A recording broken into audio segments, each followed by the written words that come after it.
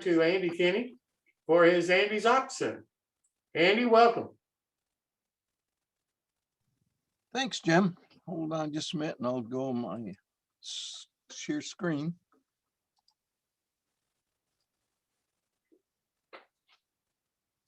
I'm sorry you had so much trouble getting the emails. I think we've gotten that all straightened out for you now. You do. It's partly my fault, but I was having trouble getting registered again. Luckily, my buddy Bob Butler got me in two or three nights in a row, which I appreciated. So, but in case Bob wasn't available, I was going to be in trouble. So, I'm glad we could straighten it out for you. Thank you. Let me know if you got that message, the second one that says that has the apology line in the top. Let me know if you get that eventually. Yeah, I think I got that. I did. Thanks. Okay, good. So you're fixed.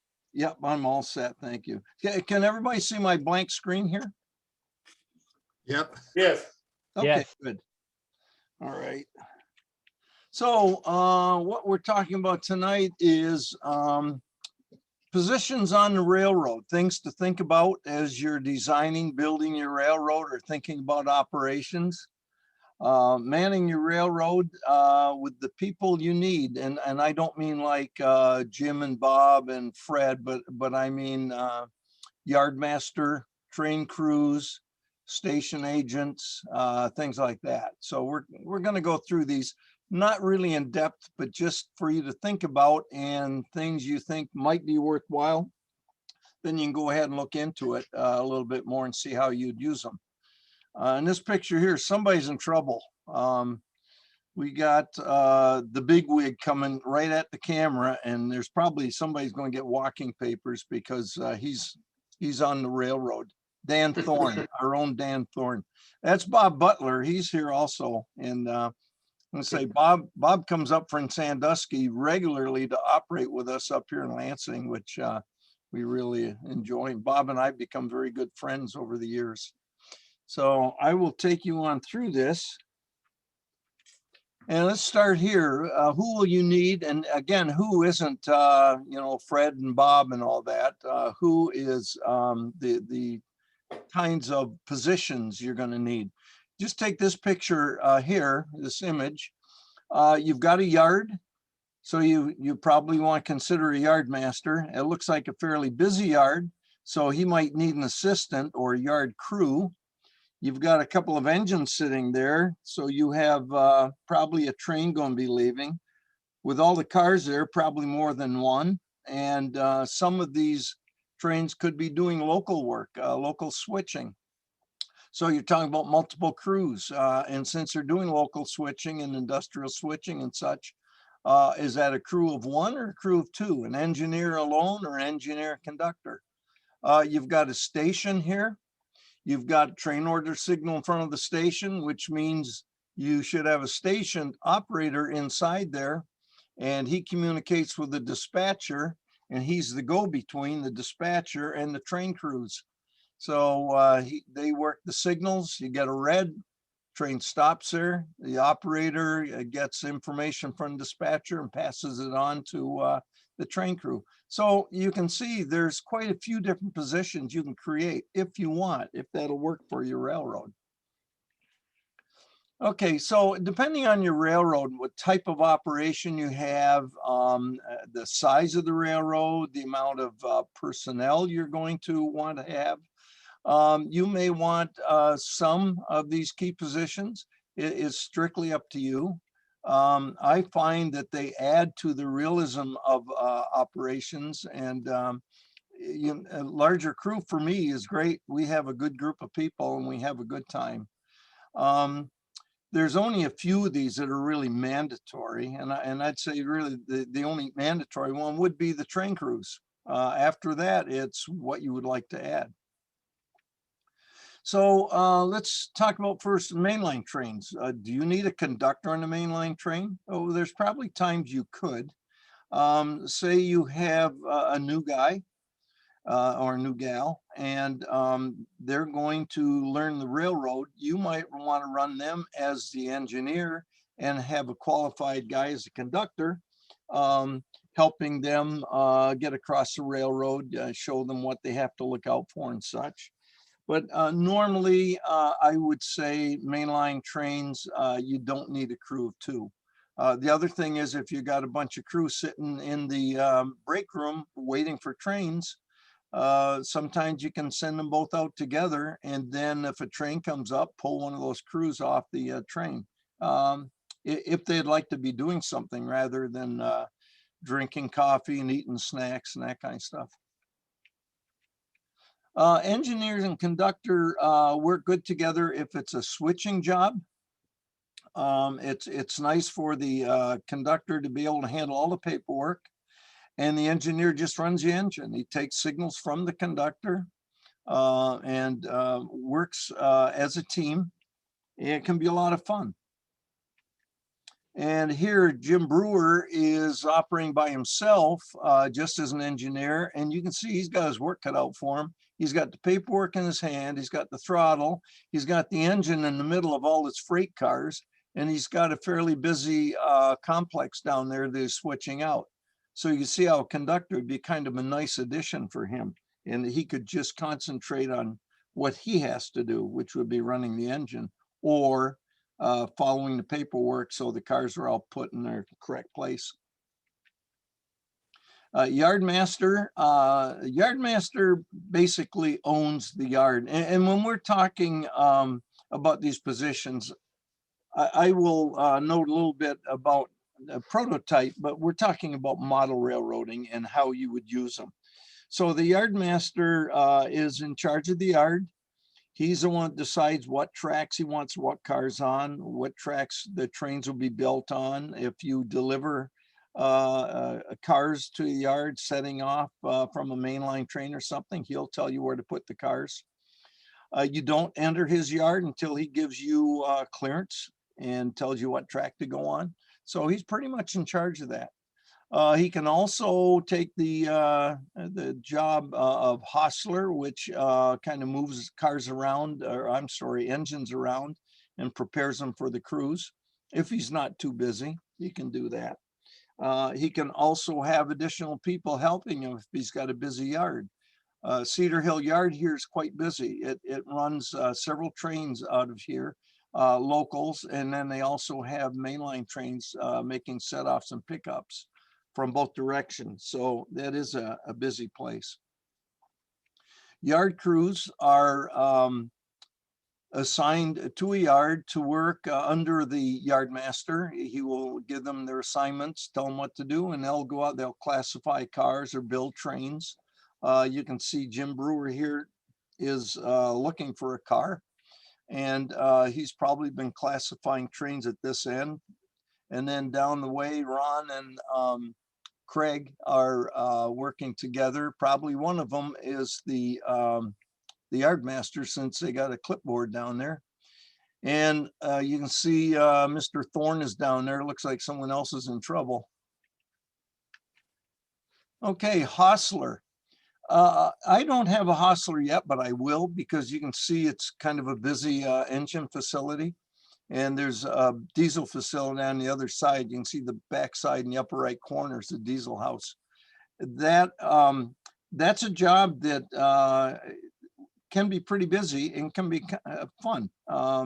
You're moving engines around. You're servicing them, steam engines. You're coaling them. Your water, the cinders. You're dropping them. You might be running it into the roundhouse. The ones coming out, you bring them out on a ready track for the crews. So it'll keep you pretty busy. Basically, for our operation, the yard master usually tells the hostler what engines he wants and such based on the trains or the job. And the diesel's the same way. This facility's not finished, as you can see, and we've got a lot of equipment. Someday, most of them are going to be painted the black and yellow. There'll be a few others, but a lot of those are going to be all repainted. Okay, so the hostler, he received his assignments from the yard master for our, our use here. In real life, they'd probably be receiving it from the roundhouse foreman or the shop foreman, whatever. And they would work with the higher ups telling them what they want. Some places, the locomotives are left right at the engine house. Some they're taken out to the yard and actually put on the track, not tied to the train usually, but put there for the crews to get on and then make their tests and such before they leave. He would deliver the outbound power, as I say, wherever he's told to, or leave on the right track, and then move equipment around the engine houses as needed, and having engines ready for service. Now, dispatcher, CTC is Central Traffic Control. He controls trains. He's like the traffic cop. He controls trains all across the railroad using that panel right there. And again, we're not going to get into it too deep here.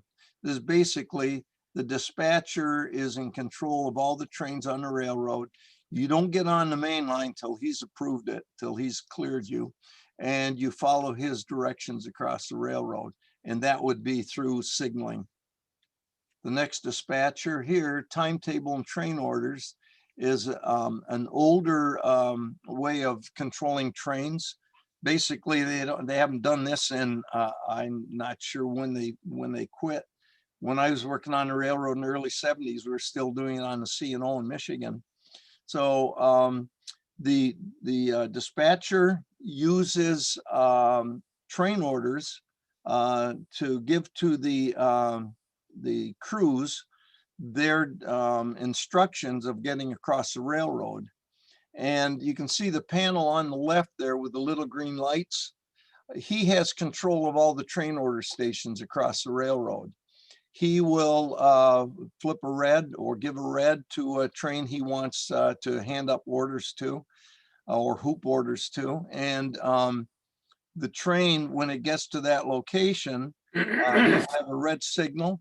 He will sit there until he's got his orders. He'll advise the dispatcher he's got his orders, and the dispatcher will give him a green and he can go on his way.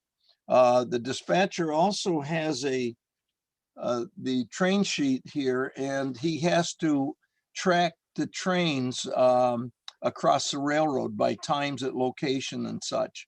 And that can keep him pretty busy. Let's see. Okay, this is a station operator. This is the go-between the dispatcher and the train crews running on the railroad. And you can see he's got the forms in front of him. The dispatcher dictates the orders to the station operator, and the station operator will get them to the train crew. And in the days of old, you had station operators at every station where they handed out these orders and had the signals. And they would talk directly by telephone to the dispatcher, and they would get all the information, and then they'd hand them up to the crew. Normally you'll have only one station operator if you're going to have one. And what he does is he will fill out the forms via, as you see, this gentleman's using a radio, but we do have telephones now. And he will get the dictated orders. He will pass them on to the crew at the whatever station they're at. And here's one coming, this is staging down here. So this crew coming out staging had these orders waiting for them. And so when they get here, they grab the orders, they read them, and they just go by the orders. So. Okay, station agent. For our purposes, the station agent only does one thing. And of course, station agent in real life did a lot more things. They were the people that worked with the customers, whether they passengers to get on passenger trains, or they worked with the industries, the companies, and they would order the cars when the company needs the cars, and they would also work with the crews.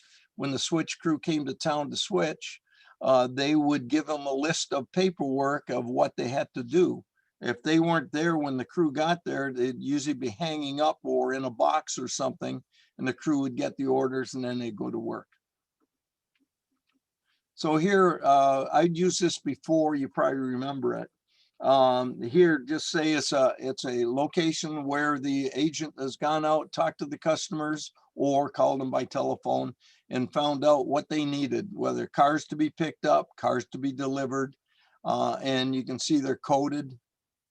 And also the tracks are numbered if they have more than one spot. So then this is the kind of form that the station agent could leave the crew. And basically it's telling them the cars, the car numbers, where the cars are at in the train, and where to place them. And this is the coding I showed you. And this is a spot. If they have more than 2 car spots or 2 car spots or more, then they'd put a number down. That's where they'd put the car. When they've got their work done and they're ready to leave town, these are the cars they're supposed to have picked up and should be in their train.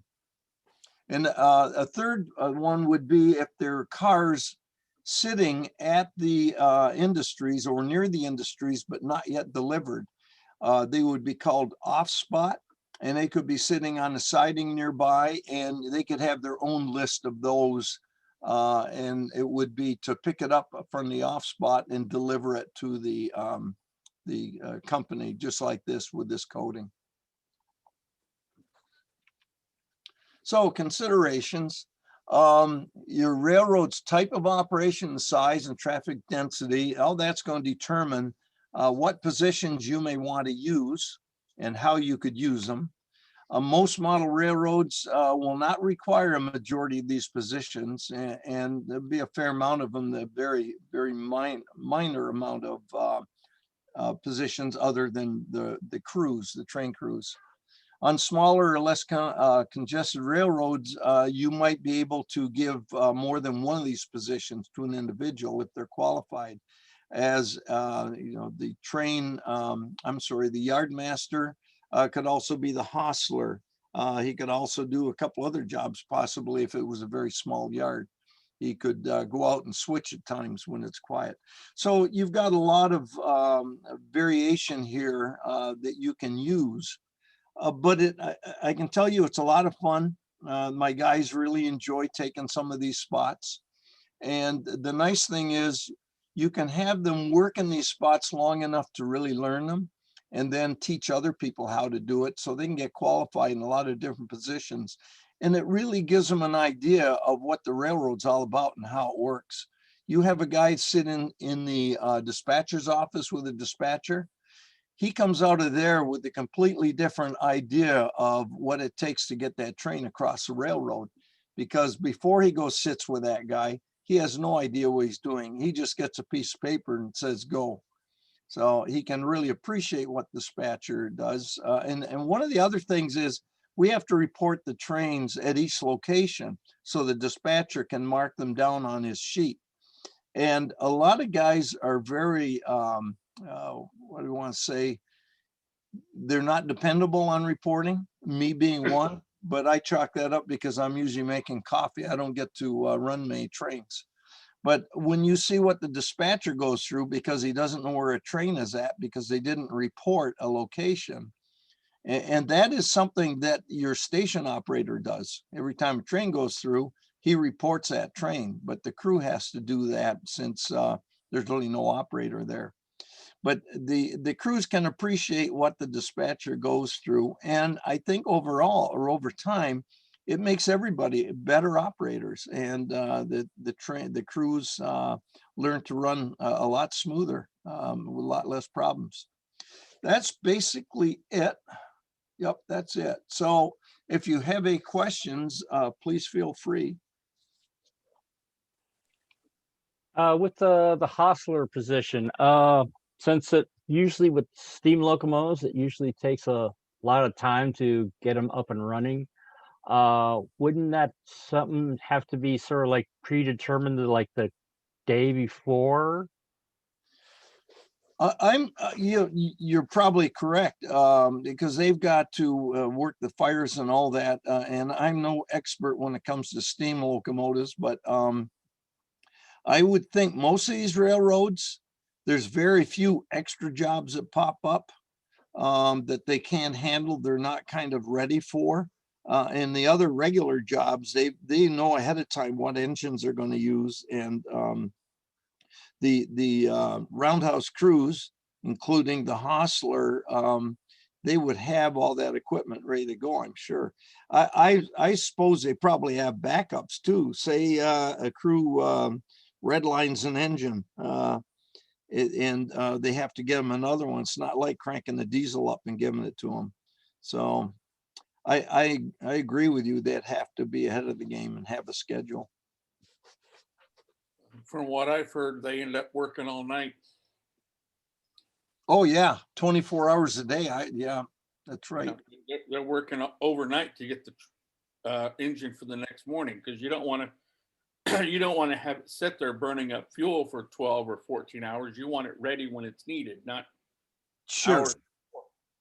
Right. Even when I in 71, 72, when I worked on the CNO, Plymouth wasn't a big yard, but I was a hostler there. We had several GPs, GP7s and 9s they used for switching. And my job was to overnight on the midnight shift was, to fuel them, sand them, and have them ready. So it doesn't have to be a big, busy yard, and you still got 24-hour operation. Andy, thank you so much. You're welcome, Jim. A lot of information that you passed on to everybody tonight. Well, thanks. And the nice thing is you put it on YouTube. So Absolutely. Absolutely. So everybody can go back and look at it again if they want to and absorb some of your wisdom. Yeah, there you go. I'm getting to the age now, I got to go back and read or watch what I've said. So, all right. You have a good one. Thanks again, Andy. I appreciate it so much. You're welcome. Phil